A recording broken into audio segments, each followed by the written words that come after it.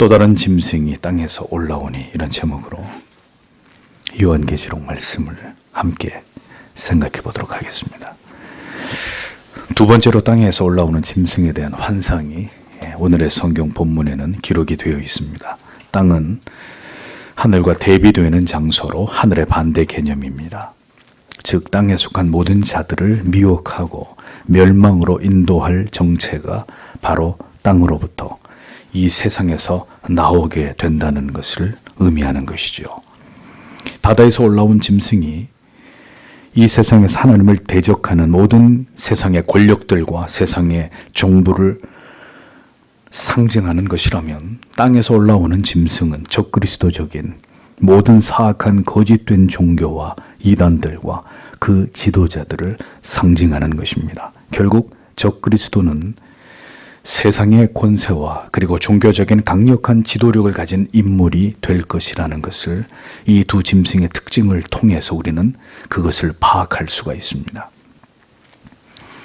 역사 속에서 우리는 이러한 패권을 가진 국가나 사악한 권력가들의 등장을 보았고, 그들은 모두 하나님을 대적하고 멸시하며 교회와 성도들을 핍박한 세력들이었음을 알 수 있었습니다. 뿐만 아니라 언제나 기독교의 진리를 위협하고 왜곡시키는 사악한 종교적인 지도자들 혹은 강력한 이단들 역시 이미 오래전부터 이 땅에서 활동해 왔던 것을 우리가 알 수 있습니다. 기독교의 교리가 이토록 정교하고 첨예하게 발전해 올 수 있었던 것도 결국 모든 이단적인 주장들로부터 성경의 진리와 정통 교리를 수호하기 위해서였다는 것을 우리는 이미 알고 있지 않습니까? 이러한 진리에 대한 도전은 모든 시대에 걸쳐서 이루어져 왔고, 여전히 그러한 공격에 성도들은 노출되어 있습니다. 이단과 사이비 종교 혹은 세상의 권력에 아부하고 아첨하는 세력들과 어용 종교 지도자들은 지금도 막강한 세를 유지하면서 영혼들을 미혹에 빠뜨리고 유린하고 있습니다. 그러니까 그 모든 배후에 사탄의 역사가 있다는 것을 성도는 분명히 기억해야 하는 것이죠. 그런데 이렇게 종교적인 사악한 수괴들에 의해 그토록 많은 사람들이 미혹되는 것은 그들이 바다에서 올라온 짐승과 달리 매우 온유하고 부드럽고 무엇보다 강력한 이적을 향하는 능력을 가졌기 때문입니다. 성경의 11절을 보십시오. 그리고 내가 땅으로부터 올라오는 다른 짐승을 보았다. 그리고 그가 어린 양 같은 두 뿔들을 가지고 있었다. 그러나 그가 용처럼 말하고 있었다. 이렇게 기록되어 있습니다. 자, 보십시오. 짐승의 모습은 새끼 양같이 두 뿔이 있고 용처럼 말을 한다고 했습니다. 땅에서 올라온 짐승이 어린 양의 새끼 양의 모습을 하고 있다. 자, 이것은 뭘 의미하는 것입니까? 그 존재가 겉으로 보기에는 매우 유순하고 온유하고 유약해 보여서 전혀 악한 존재로 여겨지지 않는 그런 모습을 가지고 있다라는 것입니다. 그리스도를 흉내내서 매우 선한 이미지를 그가 포장하고 있다는 것을 뜻하는 것입니다. 바다에서 올라온 짐승처럼 10뿔을 가진 그런 괴기스러운 이미지와는 거리가 멉니다. 이 짐승은 새끼 양같이 작은 뿔을 가지고 있을 뿐입니다. 전혀 위협적이거나 공포스럽지 않고 지극히 겸손해 보이고 지성적이고 매우 탁월한 성품과 사랑이 가득한 그런 인격을 가진 존재로 보여진다는 것입니다. 그가 하는 모든 말들이 진실인 것처럼 보이는 둘째 짐승은 그런 이미지를 가지고 있다. 성경이 그렇게 말씀합니다. 적그리스도는 그리스도만큼이나 온유하고 선하고 자비롭고 인자하게 보일 수 있습니다. 거짓을 전하는 선지자들이 참된 진리를 전하는 하나님의 종들보다 더 아름다워 보일 수 있습니다. 더 정의로워 보일 수도 있습니다. 그러나 잊어버리지 마십시오. 보여지는 것이 전부가 아닙니다. 우리는 언제나 우리의 눈과 판단을 의심해야 합니다. 우리가 성경의 진리를 따라서 판단하지 않고 우리의 눈으로, 우리의 관점만으로 판단하고 그렇게 사람을 판단하는 일들이 얼마나 왜곡되고 어리석은 결과를 초래할 수 있는지를 잊어서는 안 됩니다. 사람을 보지 말고 그가 전하는 진리에 귀를 기울이십시오. 그것이 거짓된 진리에 현혹되지 않을 수 있는 길입니다. 요한일서 4장 1절은 사랑하는 자들아 영을 다 믿지 말고 오직 영들이 하나님께 속하였나 시험하라. 많은 거짓 선지자가 세상에 나왔음이니라 라고 말씀했습니다. 영들을 어떻게 시험할 것입니까? 거짓 선지자를 어떻게 분별하죠? 그가 성경의 진리를 전하는지 성경의 진리와 다른 인간의 말을 전하는지를 보면 되는 것입니다. 모두 진리를 말하는 것 같고 복음을 얘기하는 것 같지만 거기에 무엇인가 진리가 아닌 것을 교묘히 섞어서 말하는 자들이 있습니다. 심지어 교리를 말하고 신조를, 올바른 정통신학을 말하는 것 같으면서도 전혀 진리가 아닌 것을 교묘히 섞어서 그렇게 말하는 자들이 존재합니다. 사탄은 절대로 어리석지 않습니다. 인간들을 충분히 미혹시킬 수 있을 만큼 지혜롭고 영리한 존재입니다. 인간이 제 아무리 스스로 이성적인 존재고 지성을 가진 존재라고 여길지라도 결코 사탄의 유혹을 이길 수는 없습니다. 용처럼 말한다고 했습니다. 외모는 어린 양처럼 온순하고 선하고 부드러워 보일지라도 그런데 그가 하는 말은 강력한 미혹의 힘을 용처럼 말한단 말입니다. 강력한 미혹의 힘을 가졌다라는 거죠. 용과 같이 사람을 유혹할 뱀의 혀와 논리와 충분히 사람을 유혹할 현란한 말의 재주를 가진 강력하고 치명적인 존재가 땅에서 올라온 짐승이라는 것입니다. 그가 하는 말을 가만히 듣고 있으면 거짓이 진실처럼 믿어지고 진리가 거짓된 것처럼 의심스러워질 만큼 그는 놀라운 논리와 지식으로 사람의 영혼과 정신을 장악하고 그들을 현혹시키는 파괴적인 힘을 가졌다라는 것입니다. 이미 그리스도께서 마태복음 7장 15절에서 거짓 선지자들을 삼가라. 양의 옷을 입고 너희에게 나오나 속에는 노략질하는 일이라 라고 경계하신 것을 우리는 기억할 필요가 있습니다.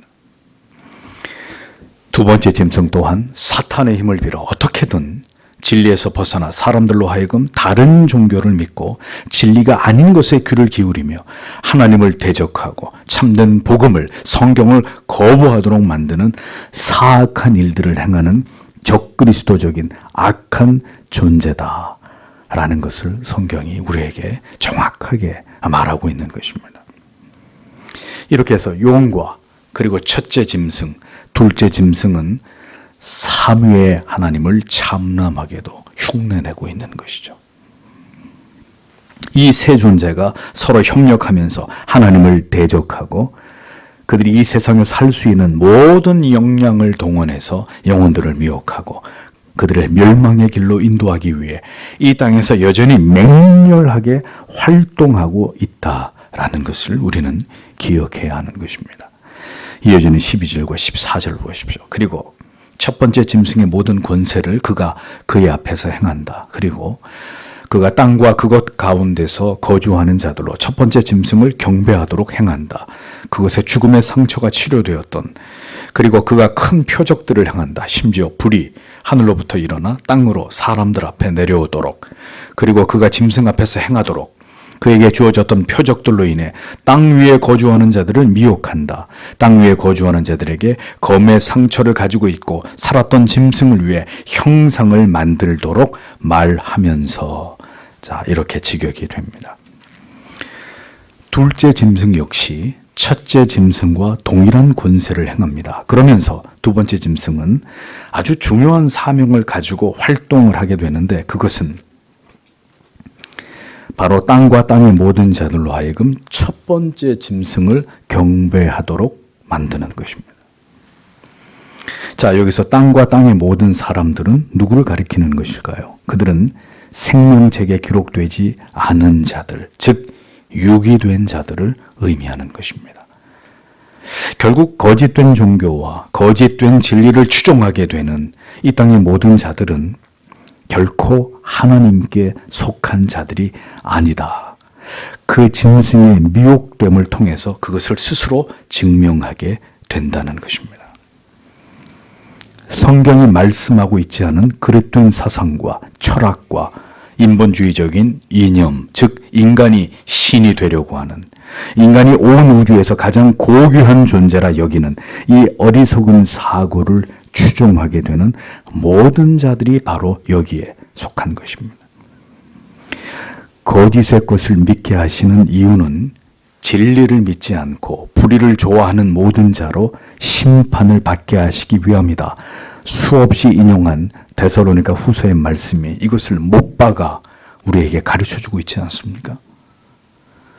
두 번째 짐승이 첫째 짐승과 동일한 막강한 권세를 가지고 첫째 짐승을 사람들로 하여금 추종하게 만든다. 이 의미는 종교적인 사악한 권세를 가진 세력이 정치적인 막강한 권세를 가진 강력한 패권 세력에 대해서 세상의 많은 사람들이 그 앞에 굴복하도록, 그를 경배하도록 부추기는 역할을 수행하게 된다. 그런 뜻입니다. 이 성경이 기록될 당시 로마에는 황제 숭배를 주도하는 역할을 맡은 자들이 있었습니다. 그들이 누구냐? 이교도적인 제사장들이었습니다. 제사장들이 앞을 다투어서 로마 황제 숭배를 종교적인 차원에서 선도하면서 백성들에게 그것을 촉구했습니다. 일본이 이 나라를 지배할 때 성도들에게 신사참배는 죄가 아니라고 외치면서 그것을 주도했던 자들이 누구였습니까? 어용목회자들이었습니다. 그들은 모두 일제의 핍박과 박해를 피해 배도를 선택하고 목숨을 부지한 자들이었습니다. 자기 자신들만 씻을 수 없는 죄를 범한 것이 아니라 뭇 수많은 영혼들까지 하나님의 계명을 어기고 죄를 범하도록 획책한 그런 자들이었습니다. 언제든 어느 시대든 권력에 아부하고 아첨하면서 그들의 치적을 드높이고 백성들을 혹세무민하면서 권력에 충성하도록 부추기는 종교적인 세력들이 이 땅에 존재해 왔습니다.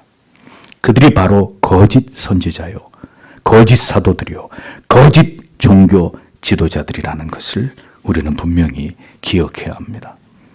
사탄은 언제나 세상의 정치적인 힘을 가진 세력과 종교적으로 사람들을 현혹시키는 세력을 모두 움직이는데, 정치적인 세력들을 경배하고 추종하게 만드는 일에 이 교활하고 사악한 종교 지도자들을 사용해서 그 일을 주도하도록 한다라는 것을 여러분 분명히 아셔야 한다는 것입니다.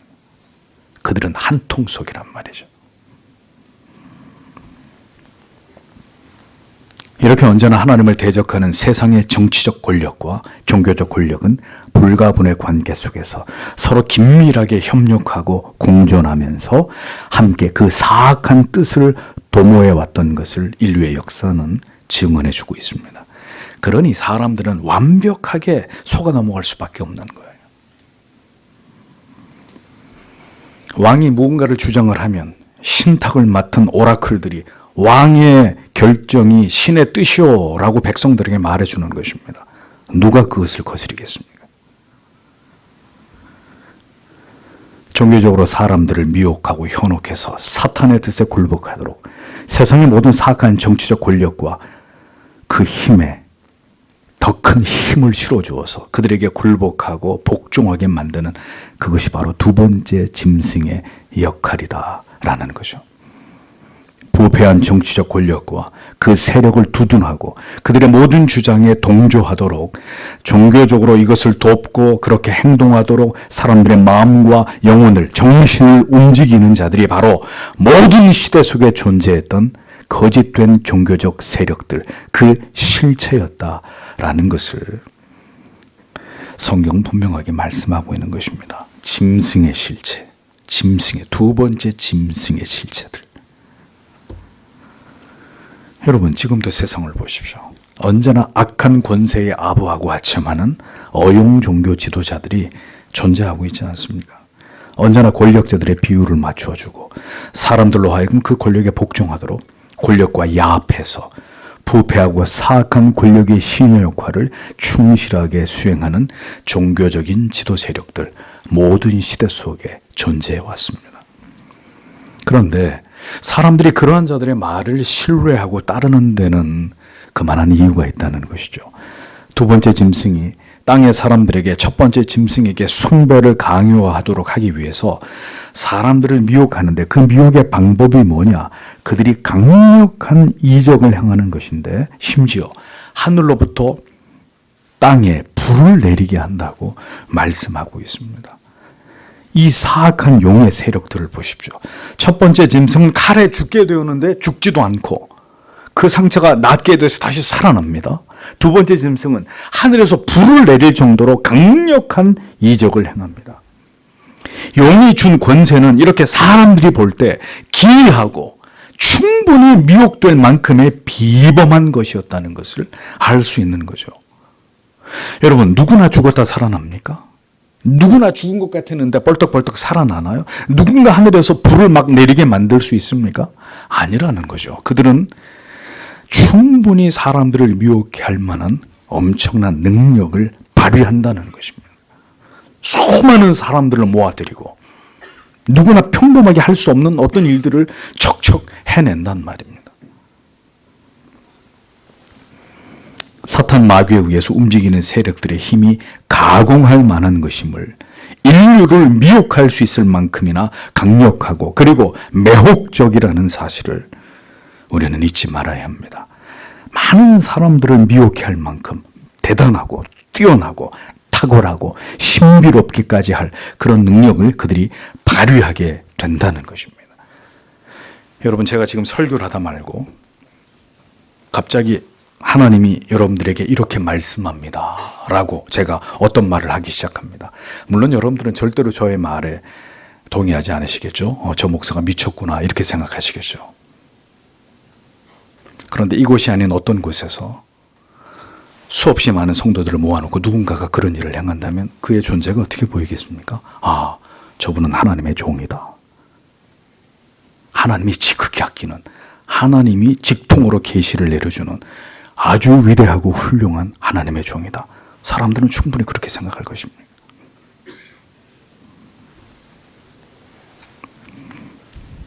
데살로니가 후서 2장 9절에 악한 자의 임함이 사탄의 역사를 따라서 일어나게 되는데, 그 사탄의 역사가 뭐냐? 모든 능력과 표적과 거짓 기적과 불의의 모든 속임이 나타난다고요. 근데 누구에게 나타나느냐? 성경에 멸망하는 자들에게 임한다. 사탄이 나타납니다. 어떤 모습으로 나타나느냐? 종교적인 지도자의 모습으로 나타납니다. 그 지도자가 뭘 행하느냐? 능력을 행하고 표적을 행하고 기적을 행합니다. 심지어 불의의 모든 속임으로 사람들의 마음을 장악합니다. 그런데 그렇게 해서 거짓 종교 지도자들에게 장악당하는 자들이 누구냐? 성경은 멸망하는 자들이다. 대단한 능력을 가진 것처럼 보여집니다.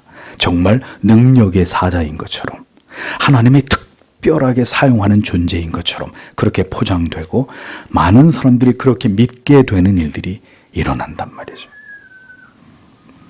죽게 되었는데 다시 살아나고 하늘에서 불을 내리게 하는 이 같은 놀랍고 경이로운 능력으로 결국 땅에 속한 자들을 모두 모조리 미혹하고 그들로 하여금 바다에서 올라온 짐승을 우상으로 만들어 경배하게 만드는 그 임무가 두 번째 짐승에게 주어져 있다. 성경이 이렇게 기록합니다. 여러분 생각해 보십시오. 많은 사람들이 미혹할 만한 어떤 가치가 아니라면, 많은 사람들의 열광적인 지지를 보내고 응원하고 따르는 그만한 어떤 것이 아니라면, 여러분 그런 가치가 어떻게 세상을 정복할 수 있겠습니까? 어떻게 그 많은 사람들의 정신과 생각을 싸그리다 이끌어서 그가 원하는 쪽으로 끌고 갈 수 있겠습니까? 불가능한 일이죠. 사람이 할 수 있는 일이 아닙니다. 그런 일은 하나님이 행하시든지 아니면 하나님의 허용하심 속에 사탄 마귀가 이 세상을 상대로 행하는 것이든지.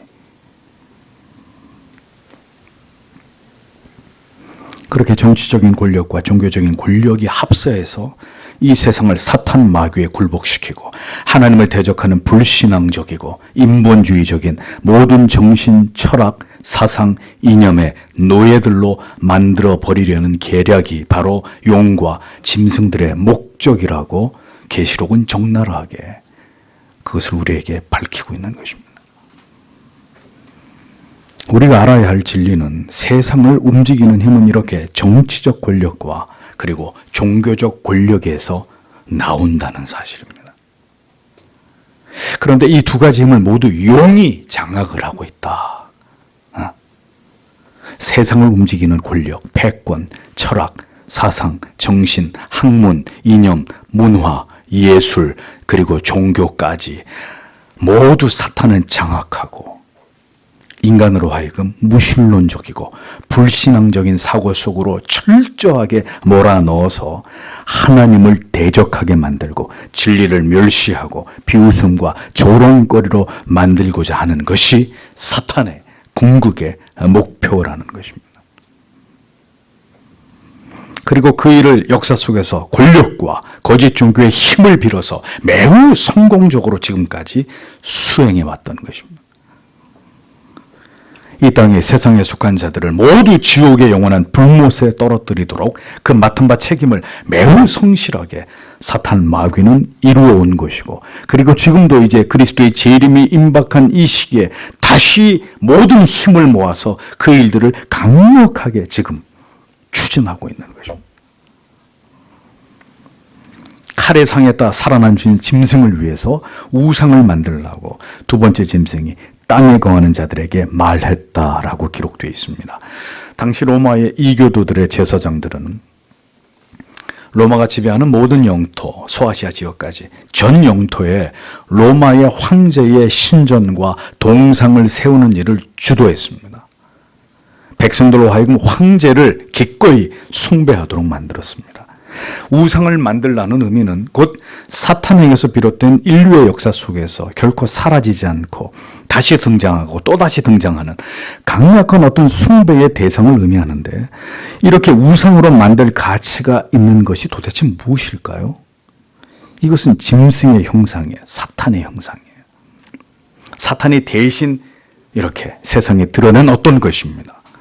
그러나 사탄의 형상을 실제로 우상화해서 만들었다기보다는 결국 사탄에게서 나온 무언가를 우상화한 것이죠. 사탄에게서 나온 무엇일까요? 사탄에게서 나온 인간이 떠받드는 사상, 사탄에게서 나온 인간이 중심이 되는 철학, 사탄에서 나온 인간을 지극히 우상시하는 정신, 계속해서 인간을 지배하도록 그것을 우상처럼 만들어서 모든 땅에 속한 자들이 모든 시대 속에 거듭해서 계속해서 경배하고 또 경배하고 경배하게 만드는 그것을 의미하는데, 그것이 무엇이라고 생각되십니까?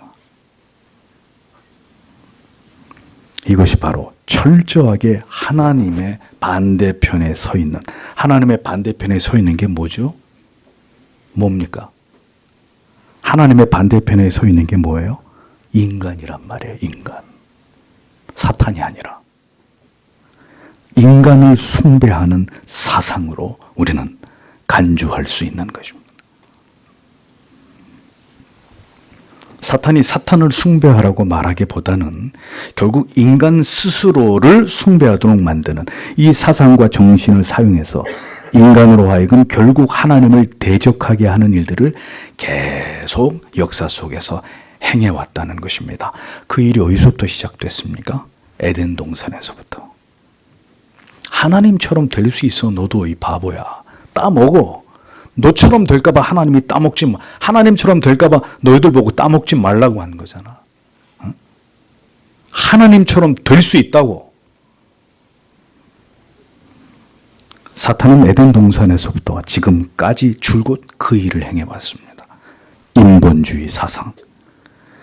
인류의 모든 역사 속에서 계속해서 등장하고 또 등장하고 등장하는 사탄의 형상을 닮은 아이돌, 사탄의 아이콘. 바로 그것입니다. 그러므로 주님께서 오실 때까지 사탄은 결국 인간 스스로를 하나님의 자리에 올려놓고 하나님을 지우고자 하는 일들을 인간을 계속 부추기면서 이 일들을 계속해 왔고 앞으로도 그 일을 계속해 나아갈 그런 존재라는 거죠. 결국 인간이 스스로를 숭배함으로 하나님을 대적하게 하는 일이 결국 사탄을 숭배하는 일이기 때문에 사탄은 자기의 우상으로 인간들이 매혹적으로 받아들일 만한 어떤 사상의 탑을 세워서 인간들로 하여금 그것을 숭배하게 만드는 것입니다. 인간이 하나님이 되자 바벨탑을 쌓았죠. 하나님처럼 돼보자. 계속해서 그 탑을 쌓게 만드는 거죠. 하나님의 자리에 오르려고 하는, 하나님처럼 되려고 하는 인간 스스로를 우상처럼 숭배하게 만드는 이 사상, 바로 사탄에게서 비롯된 인본주의적인 사상이에요. 하나님의 자리에 인간이, 사탄이 올라가게 만드는 바로 그것입니다. 이 세상의 모든 권력가들이 그랬고 부패한 종교 지도자들이 바로 이 동일한 사악한 정신의 지배를 받아왔습니다. 그리고 그것을 늘 선동해왔고 인간이 가장 행복해지는 세상을 만들되 신은 밀어내자 이거죠. 신의 존재는 처음부터 없는 거였으니까 하나님이고 예수고 나발이고 다 지워버리고 인간이 유토피아를 만들자. 인간이 가장 행복한 세상을 만들어보자. 그 소리를 지금까지 계속해서 높여온 것이죠. 그리고 그것을 이루기 위해서 필요한 것들이 무엇입니까? 철학이고 과학이고 문명이고 문화고. 어리석게도 그런 말을 따른 인간들이 받은 보상은 유토피아가 건설됐습니까? 패망이죠. 혼돈이죠. 무질서죠. 인간성의 파괴이죠. 인간이 인간을 만물의 중심으로 여기고 인간을 숭배하도록 만든 그것이 바로 우상입니다. 짐승을 위하여 인류가 스스로 만든 거대한 우상. 이 우상에게 절하지 않는 자들에 대해서 세상은 다시 한번 엄청난 그 힘으로 그들을 박해하고 저주하고 조롱하고 분별하려고 들 것입니다.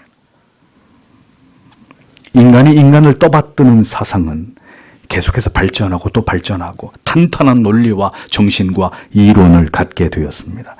이제는 그 사상에 의해서 법과 제도가 만들어지고 인간에 의해서 만들어지고 있는 새로운 질서 속으로 사람들을 몰아가고 있습니다. 이 끔찍한 일들이 일어나고 있는데 성경은 이미 이것을 다 예언하고 있었던 거죠.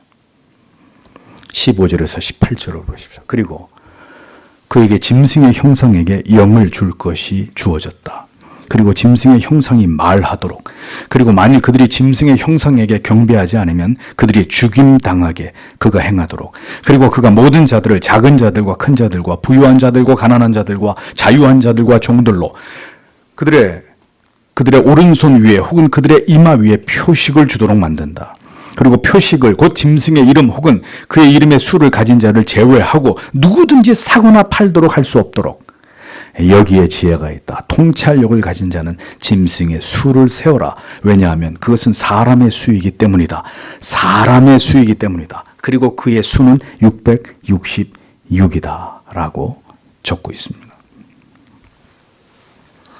짐승에 의해서 만들어진 어떤 강력한 사상이나 정신은 현란한 논리를 말합니다. 현란한 사상, 이념, 이것으로 많은 사람들을 미혹하게 된다는 거죠. 그리고 그 주장을, 그 정신과 제도와 법에 복종할 것을 그들에게 강력하게 요구하게 되는 것입니다. 이 법을, 이 제도를 따르라. 이것을 따르지 않는 자들은 결코 용서되지 않는다. 우리와 함께 이 시대 안에서 공존할 수 없다. 자, 이런 입장을 취하게 된다는 것입니다. 진정으로 인간을 행복하게 해주고 모두를 인간답게 만들어주는 것이라고 선전하고 인간들을 세뇌할 것입니다.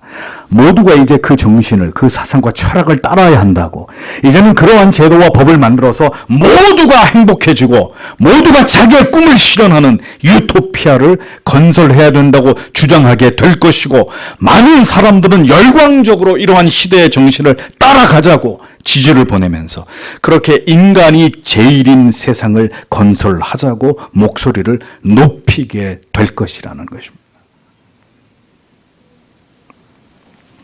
작은 자나 큰 자나, 부유한 자나 가난한 자나, 서양인이나 동양인이나 자유한 자나 노동자들이나 모든 사람들로 하여금 이 우상에게 경배하도록, 이 우상의 뜻을 따라서 이제 그 통치를 받아들이도록 만들게 된다고 성경이 말씀합니다. 우리는 그러한 일들이 역사 속에서 어떤 모습으로 나타났고 진행되어 왔고, 지금까지 이 시대에는 이 같은 망령된 일들이 어떻게 우리 눈앞에 펼쳐지고 있는지를 면밀히 살펴야 될 필요가 있는 것입니다. 유물론적인 공산주의와 사회주의 사상을 지지하고, 동성애를 합법화하고, 종교다원주의를 지지하고, 모든 차별을 버리고 모든 인간이 평등해지고 새로운 질서와 제도와 법을 수용함으로 모두가 인간답게 살아가는 세상을 만들어 보자고, 이러한 하나님을 철저하게 지워버린 인간 중심의 사상과 정신은 더 강력하게 이 시대 속에서 그 색깔을 분명하게 드러내게 될 것입니다. 그리고는 편을 가를 것입니다. 이것을 지지하는 자, 즉 이 표를 받는 자와 이 표를 받지 않는 시대 정신과 철학과 사상을 전혀 받아들이지 않고 거부하는 자들을 분류할 것입니다. 성도 여러분, 기억하십시오. 오른손이나 이마에 받게 되는 표는 실제적인 어떤 표식이 아닙니다. 이것은 바로 이 사탄의 뜻에 동조하고 동의하는, 하나님을 대적하는 모든 사상과 정신과 그에게서 비롯된 법과 제도를 나는 받아들입니다. 그것을 뜻하는 것입니다. 나는 거기에 동의합니다. 제청합니다. 나는 그것이 옳다고 믿습니다. 라고 그 입장을 취하는 것, 짐승의 표를 받는 것이란 말입니다. 양심의 화인을 맞아서 이러한 모든 정신과 사상이 하나님을 대적하는 것임을 올바로 인식하지 못하고 이 새로운 모든 질서와 법을 지지하면서 그것을 수용하게 되는 것, 짐승의 표를 받는 것입니다. 그리스도인들이 그 이마에 지워지지 않는 하나님의 인을, 구원의 인치심을 받게 되듯이 사탄의 종들도 그 이마나 오른손에 바로 이 모든 사탄의 뜻에 순복하고 그것을 받아들이는 마음과 정신의 인을 받게 되는 것입니다. 오른손은 신체적인 활동을 대표하는 기관입니다. 이마는 그 사람의 인격이나 신분, 나아가서 그가 어디에 속한 자, 어디에 속한 존재인지를 상징하는 그런 부위입니다. 사탄에게 그 영혼을 내어준 자들은 반드시 이러한 하나님을 대적하는 모든 사악한 인간의 정신과 철학과 사상과 이념에 동조해서 하나님 없이 인간이 인간의 힘으로 행복한 세상을 만드는 일에 동조하는 자들이 되는 거예요. 그것이 옳소라고 박수를 보내면서 그 편에 서게 되는 자들이 되는 것입니다. 그러므로 이 모든 사탄의 사상과 정신에 동의하게 될 때 그는 이제 명백하게 그가 하나님께 속한 자가 아니며 그의 정체성은 사탄 마귀에게 소속된 생명록에서 영원히 제외된 존재라는 것이 분명하게 드러나게 되는 것입니다. 짐승의 표를 받았다는 의미는 결국 사탄 마귀에 의해서 이 세상에 광범위하게 유포된 반기독적이고 반성경적인 모든 사상과 철학의 제도와 법에 복종하고 그것이 옳다고 여기는 마음을 굳게 지키는 것으로 충성의 표를 그의 정신과 영혼 속에 새기게 되는 것으로 그렇게 해석되어야 한다는 것이죠. 이 모든 시대의 정신에 나는 복종하며 그 뜻을 따르겠다는 동의, 그 모든 주장을 하는 국가와 사회와 단체에 기꺼이 나는 소속되겠다는 것을 성경은 표를 받는다라는 의미로 상징적으로 이것을 묘사하고 있는 것입니다. 그리고 이 표를 받지 않는 자, 즉 인본주의적이고 물질을 숭배하는 모든 유물론적인 이 사탄의 사상과 철학과 정신과 법과 제도를 따르지 않는 자는 죽임을 당하게 되고, 그 이전에 모든 것에 찬동하지 않는 자들, 이 사탄의 사상에 동의하지 않는 자들은 이제 세상에서 물건을 사고 파는 경제적인 행위를 할 수 없는 극단적인 박해를 받게 된다고 성경은 말씀합니다. 자, 여러분, 우리는 앞에 계시록 2장에서 초대교회가 받았던 핍박에 대해서 생각해 봤습니다. 두아디라 교회는 길드에 가입하지 않으면 경제활동을 할 수 없었습니다. 근데 그 길드에서는 어떻게 했죠? 우상을 숭배하고, 우상을 숭배하는 행위로서 음란한 행위들을, 성적인 음란한 행위들을 일삼곤 했습니다. 그러므로 당시 두아디라에서 신앙의 양심을 지키면서 하나님을 바르게 신앙하기 위해서는 어떤 결정을 해야 되는 거예요?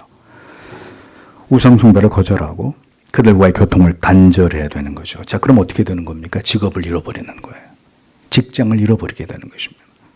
결국 경제행위를 할 수 없는 극심한 빈곤을 그들이 감내해야만 됐다는 사실을 우리가 그 부분의 말씀을 생각해 보면서 우리가 그것을 짚고 넘어가지 않았습니까? 똑같은 일이 벌어진다는 것입니다. 그러므로 이 짐승의 표에 대한 성경의 말씀을 우리는 이렇게 해석하고 받아들이는 것이 계시록 전체의 문맥에서 가장 합당한 것입니다. 이것이 정통적인 개혁주의의 해석입니다. 이 모든 새로운 질서와 정신, 제도와 사상에 동조하고 그 흐름에 속한 사람들, 그것에 기꺼이 동의한 사람들만 어떤 불이익도 당하지 않고 정상적인 삶을 살아갈 수 있는, 그래서 마침내 그 반대인 교회와 성도에게는 피할 수 없는 피해와 핍박이 시작됨을, 과거에도 그런 일이 있었고 앞으로도 그런 일이 일어나게 된다고 성경은 분명하게 명시하고 있는 것입니다. 이 표는 짐승의 이름이나 그 이름의 수라고 했습니다. 이름과 수, 즉 그 세력을 의미하는 것이죠. 하나님을 대적하며 이 세상과 사람들의 모든 영혼과 정신과 마음을 지배하게 될 그 적그리스도의 세력과 그 정체를 이름과 수라고 묘사하고 있습니다. 사탄에 의해서 권세를 받아 세상을 움직이고 사탄의 지령에 따라서 세상의 모든 질서를 하나님의 뜻에 반하여 역행하도록 주도하는 그 모든 세력들의 정체를 이름이나 수로 표현함으로 그 존재가 실체하는 것이고, 세상에는 그렇게 짐승을 추종하는 존재들이 있다, 존재한다라는 사실을 성경은 정확하게 폭로하고 있는 것입니다. 이는 짐승의 수, 사람의 수라고 했어요. 자, 성경에서 완전한 수가 뭡니까? 7입니다. 그 7에서 하나 모자라는 불완전한 수 6. 이것은 절대로 완전히 이룰 수 없는 그 인간의 불완전성을 의미하죠. 그 6이 셋입니다. 666. 이것은 참남하게도 인간이 언제나 삼위의 하나님처럼 되려고 하는 어리석은 그 도전과 광기를 보여주는 것이죠. 어떤 주석가는 이 666을 게마트리아로 보기도 합니다. 게마트리아란 고대 로마의 사람들이 숫자를 가지고 사람의 이름을 표현했던 일종의 암호 표기법이었습니다. 고대는 이렇게 숫자를 가지고 사람의 이름을 은밀하게 표기하는 그런 때가 있었습니다. 사라진 고대 도시 폼페이에서 발굴된 어떤 낙서에 나는 그 이름이 545인 그녀를 사랑한다, 이런 기록이, 이런 글귀가 발견되기도 했습니다. 그러니까 고대에는 헬라어나 히브리어 혹은 알파벳도 숫자를 대입해서, 아라비아 숫자를 대입해서 그 의미를 부여하기도 했단 말이죠. 그래서 이러한 게마트리아의 표기법을 따라서 계산을 해보니까 666이라는 숫자가 바로 네로 카이사르 그를 의미하는 숫자이더라. 이런 주장을 이제 내놓는 거예요. 당시 게마트리아 기법에 익숙한 초대교회 성도들은 그래서 666 하면 바로 네로 황제를 의미하는 것이다라는 것을 알고 있었다는 것입니다. 자, 그러면 네로가 정말 666인지 여러분 계산을 해보십시오. 자, 그러한 해석만으로 이 666의 의미를 국한해서는 그러면 모든 시대 속에 그리고 주의 재림이 임박한 이때에 이 짐승의 정체를 올바로 파악하는 것에는 어려움이 있겠죠. 그러니 그런 식으로 게마트리아의 표기법만 가지고 666을 해석하는 것은 과거에 했던 어떤 해석에 묶여있는 또 다른 해석의 오류가 되는 것입니다. 그러면 666은 무엇을 의미하는 것이냐? 인간들 속에는 언제나 이렇게 에덴 동산에서부터 사탄 마귀의 속임으로 인해서 인간이 하나님처럼 되고자 하는 타락한 본성이 존재합니다. 그러므로 하나님을 신앙함의 반대편에 있는 인간에게 사탄으로부터 비롯된 사상이 바로 인본주의라고 아까 말씀드렸죠. 인간이 하나님처럼 되고자 하는 인간이 온 우주의 중심이고 인간만이 가장 위대한 존재로 스스로 끊임없이 발전하고 진화해온 가장 위대한 생물체라고 믿는 바로 이 인간 중심의 사상이 사탄이 모든 인간들을 멸망시키기 위해서 인간의 정신과 마음과 영혼 가운데 표를 각인한 결과물이고 그 표를 가진 자들이 바로 영원한 지옥불에 던져질 대상이 되는데 그들의 총체를 이끌어서 성경은 인간의 수가 3번 겹치는 666이다. 이렇게 우리에게 분명하게 선언하고 있는 것입니다. 짐승의 수, 사람의 수라고 했잖아요. 저는 여러분들에게 수도 없이 이 말씀을 드립니다. 하나님을 대적하는 가장 무서운 사상은 인본주의 사상입니다. 모든 사악한 정신과 철학과 이데올로기가 모두 이것에 깊이 뿌리를 받고 있습니다. 인간이 제일이라고 하는 이 추악한 사상에서 이 세상을 오염시킨 모든 윤리와 도덕과 철학과 이데올로기가 탄생한 것이죠. 기존에 있었던 모든 성경적 윤리와 도덕과 법을 붕괴시킨 타락한 정신이 바로 여기에서 비롯된 것입니다. 이러한 철저한 무신론적이고 인본주의적인 정신을 우리 안에 심어 넣은 존재가 사탄 마귀라는 것을 여러분 분명하게 기억하십시오. 어려서부터 우리는 교육이라는 것을 통해서 인본주의의 사상의 세례를 받고 이러한 가치관이 우리의 뇌리 속에 완전히 자리 잡히도록 학습되고 세뇌됐습니다.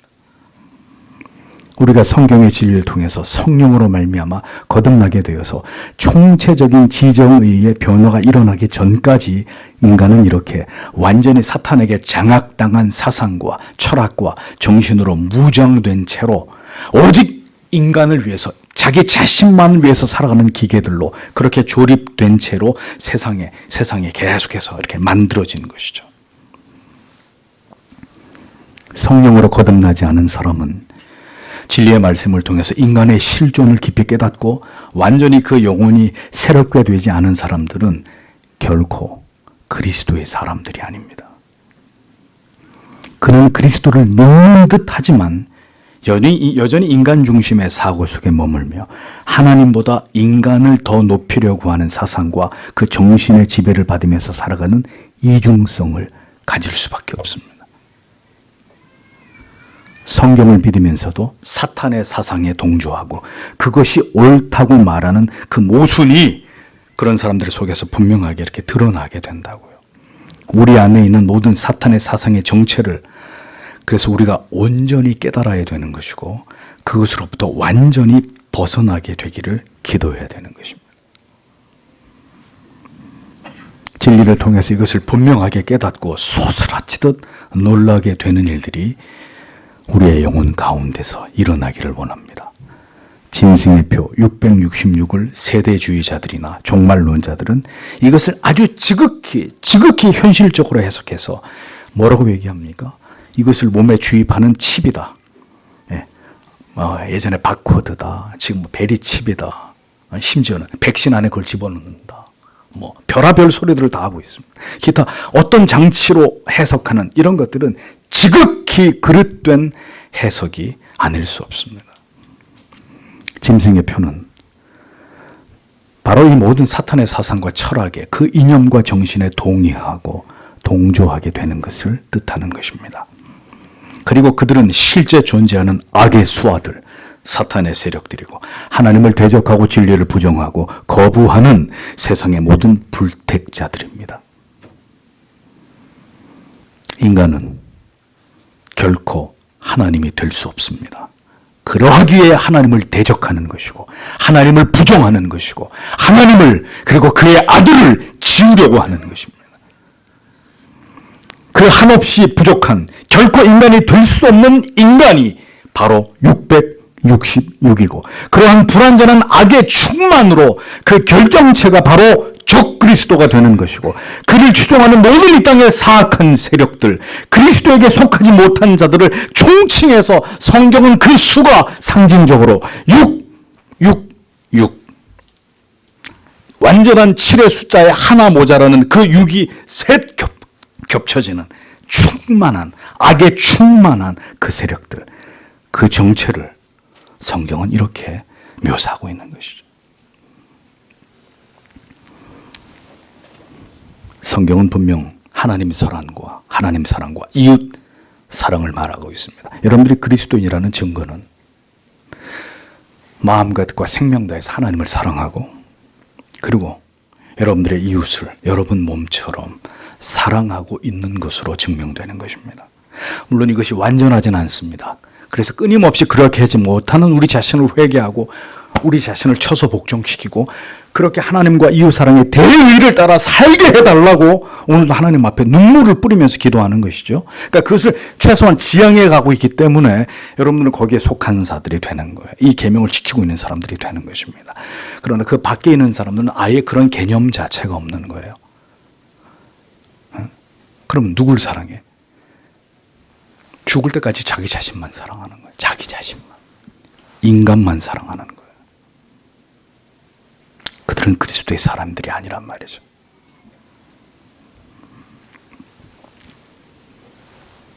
하나님 사랑과 이웃 사랑은 이 두 사상은 반드시 함께 공존하고 동일한 가치로 우리에게 여겨져야 합니다. 하나님만 사랑하고 인간을 사랑하지 않는 그렇게 치우친 신앙을 우리가 뭐라고 얘기하죠? 율법주의라고 칭한다면 인간만을 사랑하고 하나님을 사랑하지 않는 것을 인본주의라고 정의하는 것입니다. 하나님을 경외하며 그 법을 지키는 것은 교묘하게 피하고 합리화하고 적당히 타협하면서 모든 순간에 인간을 위하고 인간의 편에 서서 인간을 지지하는 바로 그것이 하나님을 신앙하는 것 같지만 결국은 인간을 더 사랑하는 사람의 생각에 언제나 치우쳐서 하나님의 법과 뜻을 허무는 타락하고 부패한 인간의 정신이라는 것을 잊어서는 안 됩니다. 하나님을 사랑함으로 그 법을 지키면서 그 법이 말씀하는 테두리 안에서 인간을 사랑하는 것입니다. 그리고 인간에 대한 사랑의 가장 위대함은 그들에게 영생의 복음을 전하는 것과 그들에게 참된 진리의 길을 가르쳐주는 것입니다. 사람을 두둔하고 인간의 죄악을 합리화하는 것이 아니라 멸망에 이를 수밖에 없는 인간에게 영생의 길을 제시하고 인간에게는 아무런 소망이 없음을 알려주어서 그들이 하나님께로 그들이 그렇게 지우려고 하는 그리스도의 십자가 앞으로 나아가도록 그들에게 예수 그리스도의 복음을 전하는 것이 가장 위대한 인간에 대한 사랑이란 말이죠.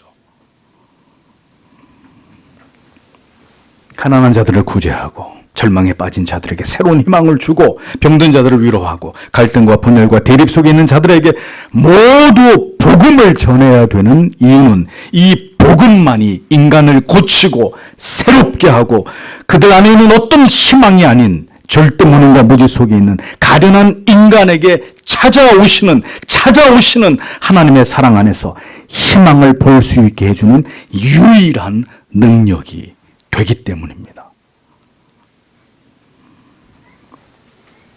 인간에 대한 사랑은 어설프게 그들을 두둔하고 그들의 모든 악을 포용하는 것이 아닙니다.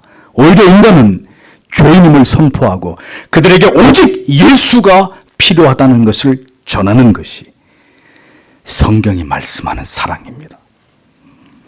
예수 안에 희망이 있고 행복이 있고 영원한 삶이 있음을 말해주는 것, 그것이 인간을 향한 진정한 사랑이라는 사실을 성도 여러분 기억하셔야 합니다. 그래서 우리는 힘을 다해 아직도 잃어버린 아브라함의 자손들에게 복음을 전하는 이 사명을 감당해야 되는 것입니다. 인간을 사랑하는 것과 인간의 모든 죄악을 두둔하고 하나님과 동등한 혹은 하나님 위에 인간을 두려고 하는 그 모든 사악한 정신에 동조하고 그것을 합리화하는 것은 동일한 것이 절대로 아닙니다. 인간의 정신과 마음은 그리고 나아가서 영혼은 어떤 사상을 담는 그릇입니다. 누군가가 가지고 있는 사상은 이 세상에서 교육을 통해서 어떤 지식으로 습득되게 되는 것이고 그래서 그것을 동의하고 그것을 수용하게 되는 문제이고 또 어떤 환경 속에서 어떤 성장 배경을 통해서 무엇을 경험했는가를 통해서 또 이 밖에 여러 요인들을 통해서 인간의 정신과 마음이 영혼이 어떤 사상을 담는다고요. 어떤 사상을 담아낸다. 평생 이렇게 살아가면서. 그러므로 성령의 은혜로 온전히 거듭난 하나님의 사람은 진리 안에서 새롭게 태어난 사람은 이렇게 그리스도 밖에서 세상에서 묻은 모든 인본주의적이고 타락한 이 오물들, 이 오염된 모든 사상의 때를 완전히 벗게 되고 오직 신본주의적인 진리, 성경에서 비롯된 온전하고 새로운 사상과 정신으로 옷 입게 되는 것이고 그래서 그 성경에서 나온 사상과 가치를 따르게 되어 있는 것입니다. 세상을 바라보는 눈이 인간 중심에서 하나님 중심으로 완전히 탈바꿈되는 변화를 거듭난 사람은 경험하게 되는 거예요. 그렇게 되면 그의 모든 가치의 판단과 사고의 중심에는 놀랍도록 하나님의 진리가 자리 잡게 되고 이제 그것에 의해서 모든 것들을 분별하고 결정할 수 있는 능력을 얻게 되는 것입니다. 그것이 거듭남으로 인해서 비록 완전하지는 않지만 인간의 지정의가 어느 정도 회복될 때 얻게 되는 은혜라는 거예요. 그러나 하나님의 사람이 아닌 자들, 육에 속한 자들은 철저하게 인본주의적인 정신, 철저한 이기적 본성의 자기애, 그것의 지배를 받게 됩니다. 바로 사탄이 심어놓은 이 우상을 숭배하면서 인간에 대한 무한한 집착, 자기 사랑에서 벗어나지 못하고 그 누구보다도 자기 자신을 끔찍하게 사랑하려고 하는 이 생각에서 벗어나지 못하는 거예요. 이타적인 존재가 되지 못하는 거예요. 아무리 그리스도가 어떤 분인지 알아도 그리스도의 희생을 알아도 자기 자신은 절대로 희생하지 않는 그런 인생을 살아갈 수밖에 없는 거예요. 하나님과 지체들과 이웃들을 향한 사랑으로 그 마음이 절대로 확대되지 않고 다 담을 쌓아버리고 누구든지 나를 힘들게 다 담을 쌓아버리고 다 귀찮아 안 보면 그만이야. 언제나 어린아이 같은 마음으로 자기 자신에게만 집착하고 끝없는 자기 자신과 인간에 대한 연민에서 벗어나지 못하는 그 삶을 지루하게 살아가게 된단 말이죠. 왜 그런 일이 벌어질까요? 그의 사상이 완전히 성경으로 돌아서지 않았기 때문입니다. 사상이 왜 그럼 바뀌지 않았을까요? 그의 영혼이 중생하지 않았기 때문이란 말이에요.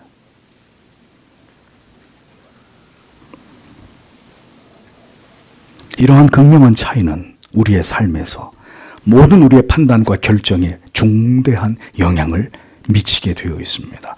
그것으로 세상은 양분되고 모든 사람들은 이에 관해서 분명한 어떤 입장을 취하고 살아가는 것입니다. 어떤 것들을 지지하고 동의하고 어떤 것들을 추종하고 어떤 것들을 혐오하고 배척하고 미워하는 것으로 우리가 가지고 있는 정신과 마음이 기울어지게 되어 있는 거예요. 그래서 우리가 무엇을 좋아하고 어떤 것에 동조하고 동의하는지를 보면 우리의 영혼이 어디에 속해 있는지를 알 수 있는 것입니다. 이 진리의 가치보다 더 중요한 것은 없습니다. 성도 여러분, 무엇에도 얽매이지 마십시오. 진리가 아닌 어떤 것도 가치 없는 것들입니다. 사람에게 기대와 희망을 품지 마십시오. 하나님을 신뢰하고 의지할수록 인간은 소망이 없는 존재에 불과하고 인간이 떠드는 말들은 가치 없는 것들이라는 것을 정확히 알게 되는 것입니다. 그리스도의 사랑으로 사랑하고 인내해주고 용서해주고 하나님의 긍휼과 사랑과 은혜가 임하기를 기도해 주어야 되는 존재가 그저 인간일 뿐이라는 것을 절실히 깨닫게 되는 것입니다. 환난의 때가 임하게 될 때 결국 이러한 사고의 다름으로 인해서 진정한 진리가 그 영혼 가운데 있고 없고의 문제 때문에 결국 믿는 자가 믿는 자를 내어주게 될 것입니다. 가족이 가족을 핍박하고 옥에 가두고 죽이는 때가 도래할 것입니다. 성경을 유의해서 보십시오. 성도 여러분, 저는 이 말씀을 보면서 궁금했어요. 왜 믿는 자가 믿는 자를 넘겨주는 일이 일어날까 도대체? 아니, 안 믿는 자가 믿는 자를 그건 얼마든지 가능한 일인데, 그런 일이 일어나는 건 이상하지 않은데, 어떻게 믿는 자가 믿는 자를 세상에 넘겨주는 일들이 일어날까? 도대체 왜? 무엇 때문에? 이건 뭘 뜻하는 것일까요? 누군가는 반드시 진리 위에 서 있는데, 누군가는 그 진리 위에 서 있다고 스스로는 믿지만, 그가 정말 진리 위에 서 있지 않기 때문에 진리 위에 서 있는 형제를 내어주고 믿는 자를 핍박하는 자리에 서게 만드는 것이잖아요. 참으로 두려운 일이 아닐 수 없습니다. 성도 여러분, 다시 말씀드립니다. 진리가 아닌 것은 따를 가치가 없습니다. 부디 여러분이 사람의 사상과 하나님을 멸시하는 시대의 정신을 추종하지 않는 온전히 하나님께 속한 진리의 편에 선 자들이 되기를 소원합니다. 악을 버리고 인간의 모든 온졸한 편견과 편협한 생각과 우리를 어느 한쪽으로 치우치고 기울게 하는 모든 성경의 가르침이 아닌 것으로부터 진정으로 벗어난 자들이 되시기를 바랍니다. 오직 성경의 진리를 따라가십시오.